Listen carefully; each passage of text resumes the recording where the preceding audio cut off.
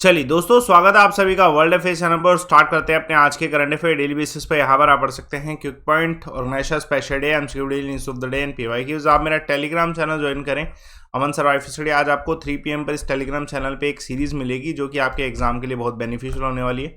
उसके अलावा 20% डिस्काउंट आपको प्लस किसी भी कोर्सेज में मिल रहा है, उसका लिंक आपको डिस्क्रिप्शन बॉक्स में दे रखा है। और ये लाइव अमन कोड यूज़ करके आज के दिन में आप 20% डिस्काउंट ले सकते हैं, जो कि एक अपॉर्चुनिटी है। आज के दिन की शुरुआत करते हैं। पहला क्वेश्चन आप सभी के सामने, कौन सा स्टेट का हाई कोर्ट है जिसके द्वारा former chief justice Geeta Mittal ji को एज अ चेयरमैन अपॉइंट किया गया कमेटी ऑफ एडमिनिस्ट्रेटर? तो दिल्ली हाई कोर्ट के द्वारा ये अपॉइंटमेंट की गई है। देखिए, आप सभी जानते होंगे table tennis federation of India के लिए उसका जो भी प्रोसेस है उसको फेयरली कंडक्ट कराने के लिए कमेटी बनाई गई, committee of administrator Delhi high court के द्वारा।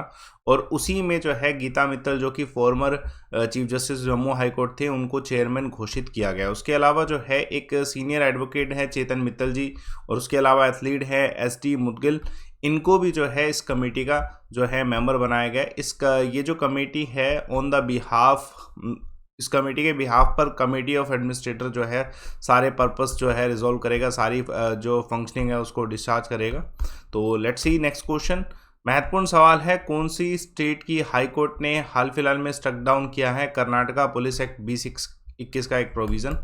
तो ये कर्नाटका हाई कोर्ट के द्वारा ही किया गया है। देखिए, कर्नाटका हाई कोर्ट के द्वारा जो प्रोविज़न स्ट्रक डाउन किया गया है कर्नाटका पुलिस अमेंडमेंट एक्ट 2021 का, वो स्टेटमेंट कुछ इस तरीके से स्टेट गवर्नमेंट के द्वारा बैन किया गया था ऑनलाइन गेमिंग जिसमें स्टेक्स का होता है। और ये स्टेट गवर्नमेंट के द्वारा दी गई थी कि ये कॉन्स्टिट्यूशनल जो है अनकॉन्स्टिट्यूशनल है और इसको स्ट्रक डाउन करना ज़रूरी है।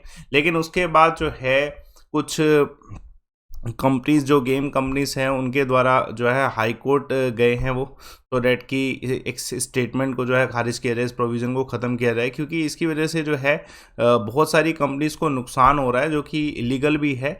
कंपनीज का स्टेटमेंट ये है कि अगर कोई भी गेम स्किल्स पर बेस्ड है तो उसको बैन करना गलत होगा। अगर कोई गेम ऐसी है जिसमें स्टेक्स लग रहे हैं, अमाउंट लग रहा है, मनी लग रहा है, उसको बैन करिए, लेकिन स्किल्स पर बेस्ड जो गेम्स है उसको बैन करना सही नहीं होगा।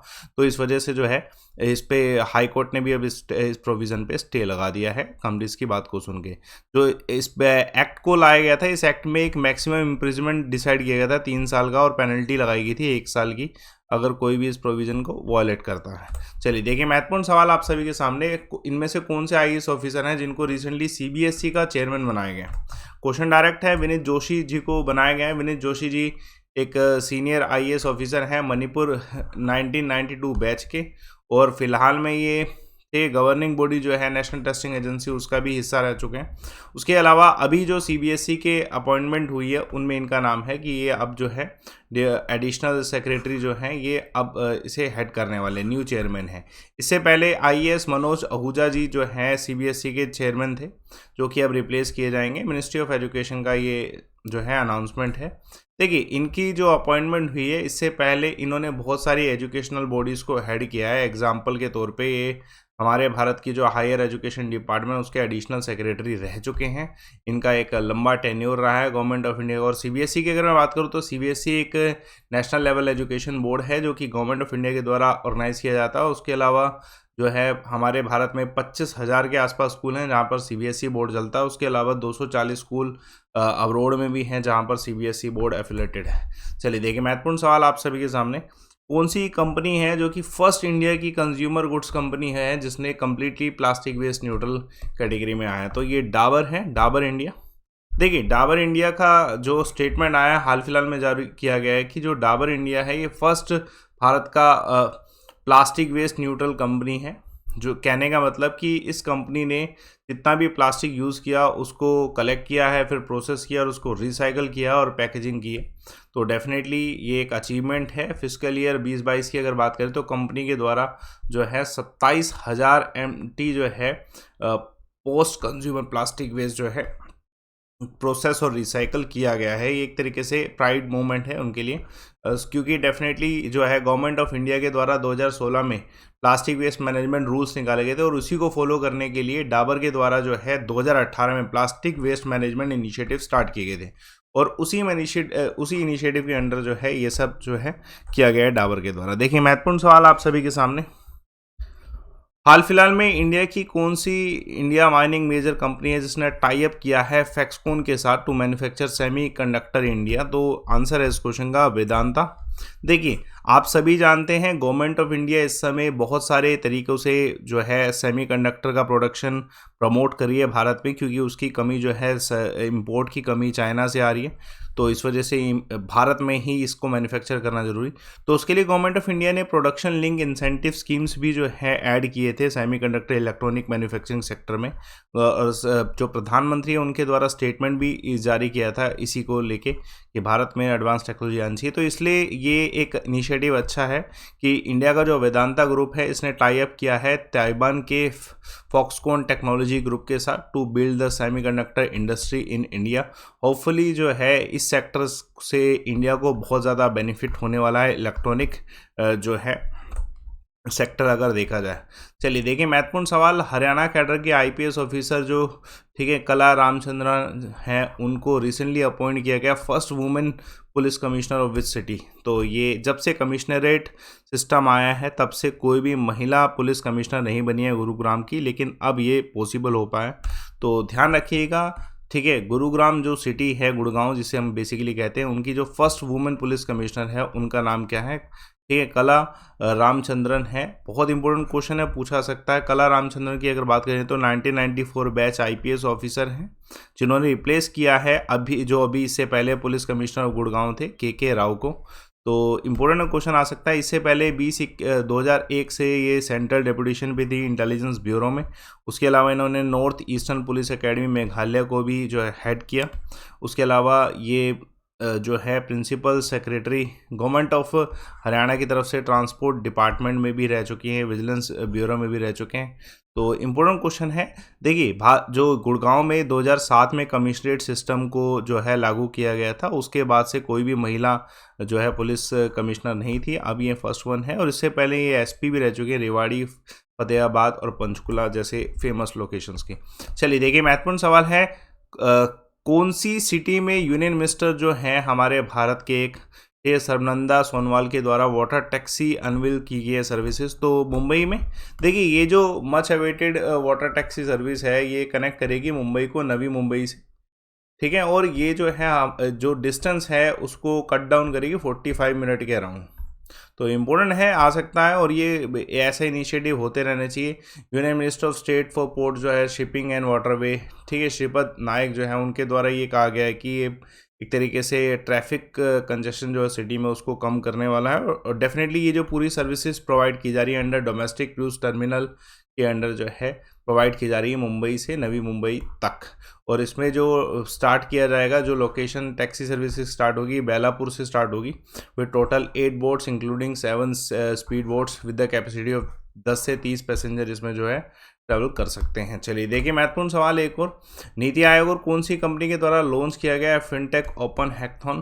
तो ये फ़ोनपे के द्वारा किया गया है। नीति आयोग ने पार्टनरशिप फ़ोनपे के साथ की। ये first ever open to all hackathon है जिसमें जितने भी आइडिया क्रिएटर्स हैं या फिर सॉल्यूशन क्रिएटर्स हैं वो सब पार्टिसिपेट कर सकते हैं फिनटेक स्पेस में, कि जो फिनटेक सॉल्यूशन जितने भी हैं वो पॉसिबली दे सकते हैं। इसका जो लास्ट डेट ऑफ रजिस्ट्रेशन 23 फरवरी है और deadline to submit the final entry 25 फरवरी है। इंपॉर्टेंट क्वेश्चन आ सकता है। फ़ोनपे की बात करें तो फ़ोनपे लाइव हुआ था 2016 में, मतलब अगस्त में शुरू किया गया था अंडर यूपीआई में, अंडर यूनिफाइड पेमेंट इंटरफेस। और ये 11 लैंग्वेजेस में फ़ोनपे अवेलेबल है। वी ऑल नो की फिनटेक सॉल्यूशन फ़ोनपे के द्वारा बहुत ज़्यादा दिया गया। अब ये अपॉर्चुनिटी है इनोवेटर डिजिटल क्रिएटर डेवलपर्स के लिए, जो कि अपने कुछ आइडियाज़ जो हैं आगे लाना चाहते हैं। देखिए, महत्वपूर्ण सवाल है, कौन सी कंट्री की एम्बेसी मतलब इंडिया ने अनाउंस किया है to provide 24 hour helpline for Indian nationals? तो इंडिया की एम्बेसी कहाँ पे? यूक्रेन में। आप सभी जानते हैं रशिया यूक्रेन का विवाद चल रहा है, तो इस समय इंडिया की एम्बेसी भी जो है अपने नेशनल्स के लिए कुछ ना कुछ तो करेगी। तो इंडिया एम्बेसी जो कीव में है, ठीक है, यूक्रेन, उनके द्वारा अनाउंसमेंट किए गए कुछ स्पेशल सर्विसेज। पहला कि सिविल एविएशन अथॉरिटी से रिक्वेस्ट की गई कि ज़्यादा से ज़्यादा इंक्रीज फ्लाइट हो तो डेट कि इंडिया और यूक्रेन की कनेक्टिविटी बढ़ पाए और जो पैसेंजर्स इंडिया के नेशनल्स हैं जो इंडिया वापस जाना चाहते हैं वो जाएं। ठीक है, उसके अलावा जो है मिनिस्ट्री ऑफ एक्सटर्नल अफेयर्स ने जो है अनाउंसमेंट किया है 24 hour helpline for Indian in this eastern European nation Ukraine and all, so that की सेफ्टी बनी रहे, क्योंकि बहुत सारे इंडियन नेशनल जो है या स्टूडेंट बेसिकली जो है यूक्रेन जाते हैं एजुकेशन के लिए और मेडिकल बेसिस मोस्ट प्रोबेबली। चलिए देखिए, महत्वपूर्ण सवाल आप सभी के सामने, बांग्लादेश कौन सा देश के साथ जो है एयरफोर्स एक्सरसाइज कंडक्ट कर रहा है 20 से लेके 25 फरवरी के बीच में? तो यूएसए के साथ। तो ये कॉप साउथ 2022 के नाम से एक्सरसाइज है जो कि बांग्लादेश और यूएसए के बीच में हो रही है 20 फरवरी से लेके 25 फरवरी के बीच में। ये 6 दिन का जो Pacific air force sponsored exercise है, बायलैटरल एयरलिफ्ट एक्सरसाइज है, जो कि एग्जैक्टली कंडक्ट कहाँ पे की जा रही है? कुर्मितोला कंटोनमेंट है ढाका में, वहाँ पे इसे जो है कंडक्ट किया जा रहा है बांग्लादेश में।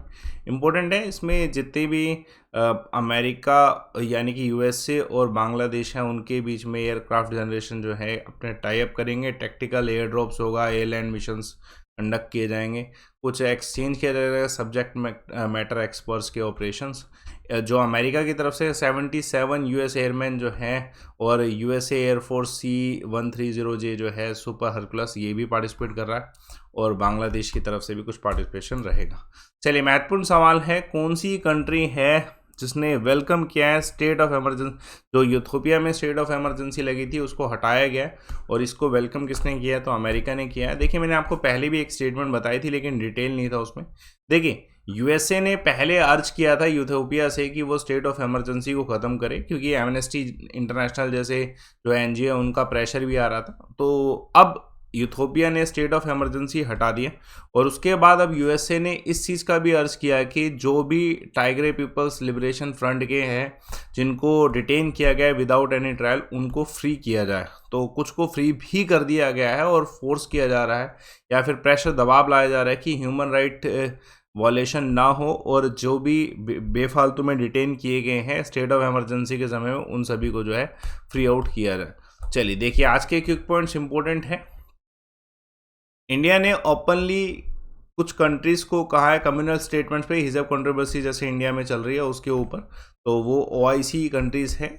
उसके अलावा एप्पल और सैमसंग जो है स्मार्टफोन मैन्युफैक्चरिंग कितनी हो रही है? 5 बिलियन, ठीक है, अकॉर्डिंग टू रिसेंट न्यूज़ अगर देखा जाए तो $5 बिलियन का जो है मैन्युफैक्चरिंग वर्थ है। उसके अलावा फर्स्ट जियोलॉजिकल पार्क भारत का कौन सी स्टेट में सेटअप किया जा रहा है? मध्य प्रदेश में। चलिए देखिए, कल एक सवाल पूछा गया था आप सभी से कि इसमें से कौन सा ऐसा शील्ड करता है अल्ट्रावायलेट रेडिएशन के लिए? तो आंसर है प्रहलाद के द्वारा बिल्कुल सही आंसर, ओजोन, और बाकी सभी के द्वारा भी। आज का सवाल कमेंट बॉक्स में ज़रूर डिटेल में बताइएगा, कॉन्स्टिट्यूएंट असेंबली की स्थापना कौन से वर्ष में हुई थी? पूरा आप डिटेल में बता सकते हैं। मेरा टेलीग्राम चैनल ज़रूर ज्वाइन करिएगा। 3 PM से आपकी एक सीरीज़ स्टार्ट होगी, एक बेस्ट जो सीरीज़ कह सकते हैं, वो आप किसी भी एग्ज़ाम के लिए अटेंड कर सकते हैं इसमें। और बाकी आप ये लाइव अमन कोड यूज़ करके स्कॉलरशिप का लिंक दे रखा है, नोटिफाई कर लीजिएगा। नियर बाय है 20 फरवरी, तो आपके लिए मौका है, लाइव अमन कोड यूज़ करके अभी नोटिफाई करिए, फ्री होगा। उसके अलावा दोस्तों, ये 20% का अनलॉक कोड आपको मैं प्रोवाइड कर रहा हूँ लाइव अमन। कहीं पे भी किसी भी एग्ज़ाम को, ठीक है, कोर्स को यूटिलाइज़ करने के लिए आप डिस्काउंट ले सकते हैं आज 20% लाइव अमन कोड से। ये सिर्फ ऑफर्स लिमिटेड है, तो अभी आप किसी भी एग्ज़ाम पे इसे यूटिलाइज़ करिए, कोई सा भी एग्ज़ाम लाइव अमन कोड से आपको डिस्काउंट मिलेगा। इसका लिंक मैंने डिस्क्रिप्शन बॉक्स में भी दे रखा है। तो ये कुछ समय के लिए ही सिर्फ 10% का जो है 20% हुआ है, तो यूटिलाइज़ कर लीजिएगा कि 10% की जगह 20% है लाइव अमन पे डिस्काउंट अब स्पेशली, तो आप यूटिलाइज़ करिए इसे किसी भी एग्ज़ाम के लिए। सेशन को लाइक करिए, शेयर करिए, चैनल को सब्सक्राइब करिए। Thanks a lot for watching.